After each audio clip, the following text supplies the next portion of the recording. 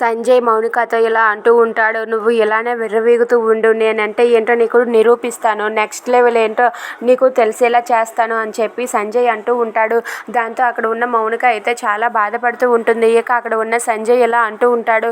ఇప్పుడు నేను ఇచ్చే నెక్స్ట్ లెవెల్ వార్నింగ్కి నువ్వేం చేస్తావో తెలిసి దెబ్బకు వెళ్ళి నువ్వు నీ పుట్టింట్లో పడతావు. నీ పుట్టింటి వాళ్ళందరూ వచ్చి బాబు మా మౌనిక కాపురం అంటూ నా కాళ్ళ మీద పడతారు. ముఖ్యంగా ఆ బాలుగడు వచ్చి నా కాళ్ళు పట్టుకునేలా చేస్తాను, చూస్తూ ఉండు అని చెప్పి సంజయ్ మౌనికతో అంటాడు. అది వినగానే మౌనిక అయితే ఎందుకండి మీరు అలానే ఆలోచిస్తున్నారు, అందరి మీద ఒక్కసారిగా నెగిటివ్గా కాకుండా ఒక్కసారి పాజిటివ్గా ఆలోచించి చూడండి, వాళ్ళలో కూడా మంచితనం అంటూ ఉంటుంది కదా అని చెప్పి అంటూ ఉంటుంది.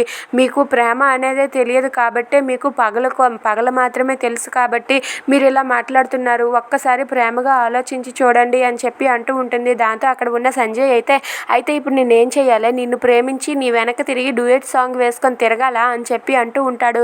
దాంతో మౌనిక అయితే నేను అలా అనటం లేదండి, మా అన్నయ్యలో మీరు పగను మాత్రమే చూస్తున్నారు, ఒక్కసారిగా పాజిటివ్గా ఆలోచించి ప్రేమను కూడా చూడండి.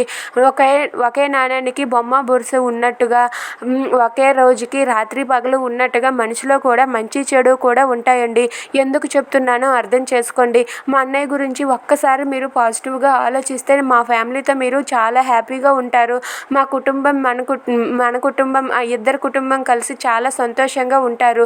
మీరు ఆ నెగిటివ్ థాట్స్తో ఉంటే జీవితాంతం ఇలా ఏడుస్తూ ఉండడమే అని చెప్పి అంటుంది. అది వినగానే అక్కడ ఉన్న సంజయ్ అయితే నువ్వు నాకేం సంజయ్స్ ఇవ్వనవసరం లేదు అని చెప్పి అంటాడు.